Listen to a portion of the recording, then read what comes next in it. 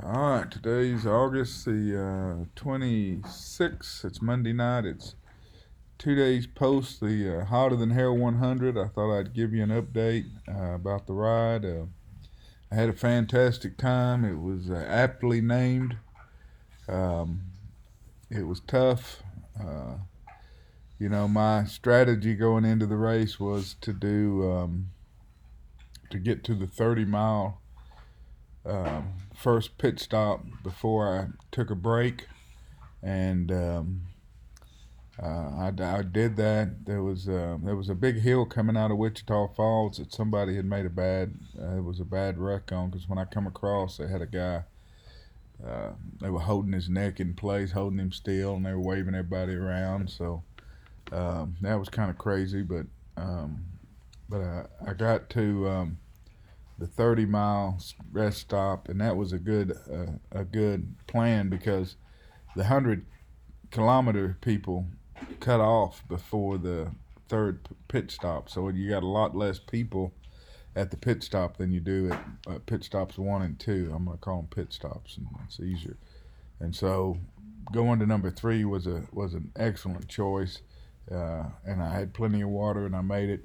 And then after that, I wasn't going to stop till I got to Hell's Gate. So I spent about, I don't know, 10 minutes at the rest stop, and then I got back on the road, and then I made it to Hell's Gate at 61, 62 miles.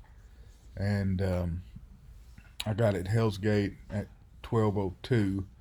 They started me, they were like, for the 100 milers, you started out with Scorchers, and then there was somebody else, you know, faster people after the Scorchers group, and then there were the hopeful groups, which I was in, the people that didn't know if they could make it or not, but they were hopeful that they could. And so we didn't even really get rolling. We were a couple of blocks back from the starting line, and we didn't get rolling until about 7:15. And but I made it to Hell's Gate by 12:02, and Hell's Gate closed at 12:30.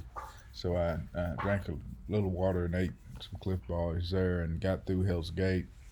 And then after that, I stopped at every pit stop from then on in. So I got to Hell's Gate. It took me a little under 5 hours to get the first 61 miles or so, and then it took me a good 5 hours to get the remaining 39, hitting every pit stop. I was going real slow. I was worn out, um, and I was like the last one. There was a group of about 4, 5, 6, 7 riders that I'd see at every pit stop, and they were there, and I'd pull in, and they were pulling out, and the pit stop people were closing up shop. They were glad to see me because I was the last one, and I always felt like I was keeping them, but I'd get out and get back rolling, and it was me and this one dude every time, and he finished maybe about 5 minutes ahead of me,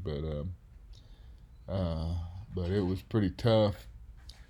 But I stopped at every pit stop. They have one about every 8 or 9 miles, and then for the last 10, they've got two. They got about 5 miles apart, and I needed that break to get in that last 5 miles. It's a well placed pit stop, that one at 95 miles. But I rode in about 5 o'clock. They were already shutting it down. Everybody was gone. There was a photographer still there. There was a few ladies passing out medals, and they were glad to see me because I was the last one. Photographer took my picture, and they handed me the medals, and the crews were breaking it all down around me. So it was kind of anticlimactic once I got there, and they give me a little bitty medal, take my picture, and then I got to go try to find my truck. And I rode another mile trying to find my truck. Figured out where I parked in a rush that morning, 10 hours before, and it took me a long time to find my truck. Um, but one thing I can tell you that really helped was that the I did a lot of electrolytes. I didn't cramp once on this trip. I didn't cramp the night of after the ride. I didn't cramp the next day. Um, I'm just amazed that I didn't cramp. I've never done these electrolyte supplements, and I'm just amazed. And what I did, I talked to someone at Sun and Ski, and they told me I should do the SIS electrolyte gel, which is has the least amount of sugar in it, since I hadn't been doing any sugar and I'm hypoglycemic. And so I had 10 of those electrolyte gels, and I took two when I hit the 30 mile, and then I'd do one every hour after that, and then I did two more at Hell's Gate, and then I just did them when I felt weak from then on out until I used them up. On top of the SIS electrolyte gel, I had these superior powder that I put in my waters, and these were electrolyte formula, and I found them inside the consumer show after I've been to Sun and Ski, so I'd already bought the gel. But the powder is non-GMO, organic. Well, I don't know. It's a lot of organic, but it's not completely organic. It's non-GMO, vegan, um, cleaner, no zero sugar. So I felt really good about using those electrolytes. You know, it uses Himalayan salt and different things. And they're I guess a company out of New York. So at Superior, I bought about eight or 10 packets of those. And I put in all my water bottles all the time. So I had those electrolyte Superiors. I had the SIS electrolyte and energy gels.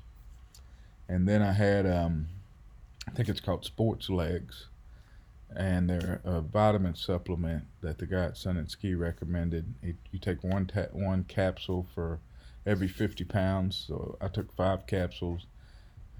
I started it 2 days before. I took it that evening, and it kept me up most of the night. So I didn't take it the next night before the ride. So don't take it at night if you're not used to it, because it damn sure kept me up the night before. The night before the night of the race. And then, but I took 5 that morning. When I stopped at the 30-mile pit stop, I took 5 more. When I stopped at Hell's Gate, I took 5 more. And I think I might have taken 5 more a couple, 2 or 3 hours in after that. I don't know.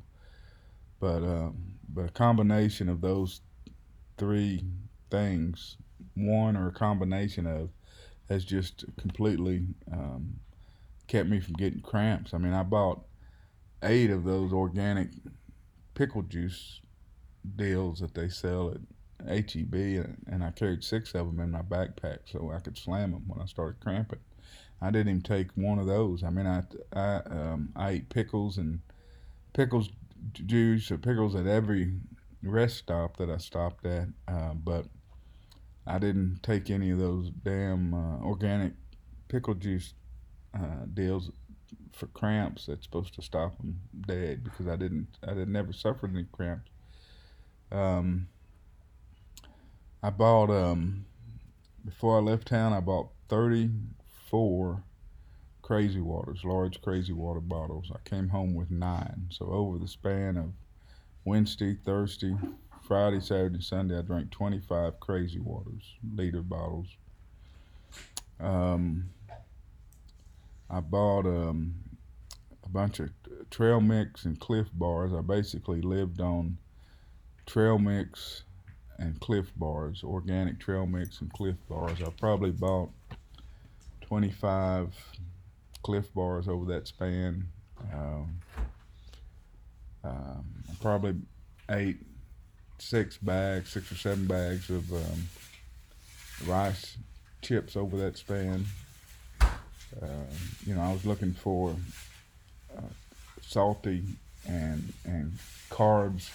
They always talk about carb loading and storing glucose. I don't know. I was trying anything. I just wanted to make the 100-mile ride. I was eating everything, and I ate a ton of those Cliff bars. I bought them at the consumer show and ate them, and bought some more, and then at every rest area I ate a ton of whatever they had at the rest stop, and usually they had some kind of Cliff bars, and I usually ate them, but they also had bananas. And at one rest stop there toward the end, I had peanut butter and jelly sandwiches. I ate a handful of those, and another rest stop. At that last one, 5 miles out, I grabbed a handful of cookies at that one because I was running out of steam. And I went to on the day before they do a morning seminar type deal. It talks about exercise and training and diet and what to do during the ride and all that kinds of stuff. And all of them talked about packing on the glucose during the ride. And so I had really tried to eat some sugar along the way to keep me going, even though I hadn't had any sugar in 20 months probably. And then much to speak of in 20 months. And then after the ride, I went to a Greek restaurant because the only thing that really sounded good was one of those hero meat sandwiches. So I went to the Greek restaurant and I got a double meat hero sandwich with French fries, first French fries I'd eaten in 20 months. It said no substitution, so I just made this. I was tired. I just went ahead and ate the fries, and so came home Sunday. Never cramped. I felt good the next day. Still continued to eat the salty, rice chips and snacks and carbs and trying to replenish. And I felt good. I never felt really, really tired. I was just sore. And what surprised me, one thing was that Saturday night is that my arms and shoulders were so weak and tired from holding on to the handlebars for 10 hours. I mean, it was like I could barely grip or do anything with my arms and shoulders. I was just shaky, and that surprised me more than anything. But I got home. I weighed this morning. I gained 21 pounds from this whole event, from doing the race, from everything I ate before, everything I ate during, everything I ate after. So that was a pretty shocking number.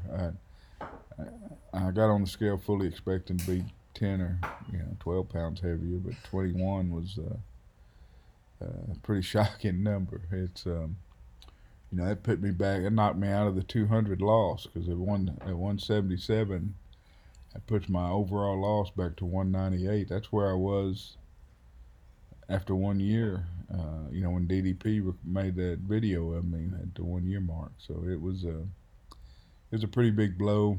But I'm gonna stay positive. I know it's just what I've done to do this event, to be able to do the 100-mile journey. I know that's what it was about, and I'm glad I did it. I'm glad it's something that I knocked out. It's off the bucket list. I've done the Hotter Than Hell 100. I've still got a few sprints, I think, that I've registered and signed up for over the next 2 months. But sprints, I don't think I have any problem anymore. I just walk them. I don't try to run them. But the bike and the swimming are easy now, and so I can do those and stay on diet and keep focused and stay on the weight loss. But this one big event was, I really wanted to do it. I really wanted to do the 100-mile ride on my first ride.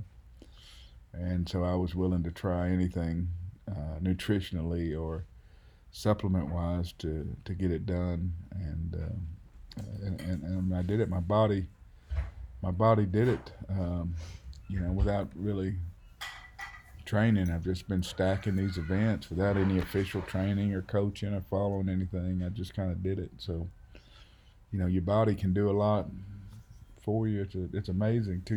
20 months ago, I couldn't get out of the car and walk into the courthouse. And Saturday, I rode 100 miles on a bicycle in 10 hours. And so it's just amazing what you can do when you set your mind to it.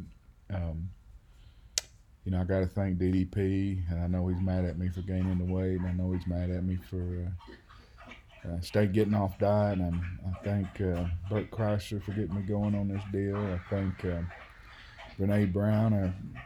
I've been really getting into her wisdom, and Steve Yu, Dallas's partner, for everything he's done. He's just an inspirational, good guy.